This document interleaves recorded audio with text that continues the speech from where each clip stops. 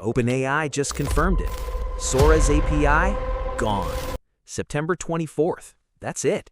No more Sora video generation. Anywhere. The app already died back in April, but the API, the thing developers and creators actually built workflows on, that's been running on borrowed time. In 30 days, it's dead, permanently. And if you're still relying on it for anything, you have a problem. So I did the only thing that made sense. I tested every free tool that could actually replace it. Same prompt, every tool. No subscriptions, no paid tiers, just what's free right now, today. First up, Kling AI. 66 free credits a day. No credit card required. Let's see what it does with our exact prompt.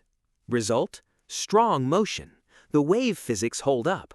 4 minutes 12 seconds to generate. No watermark.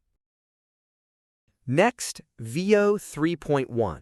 Free through Google's AI Studio. Rate limited, but no hard cap. This is the one people say beats Sora on quality. Best visual quality of the four. Pika's different, stylized, weird, fun. Let's throw the same prompt at it. Fun output, but here's the catch. Watermark on the free tier, and this one clip burned 30 credits. That's aggressive.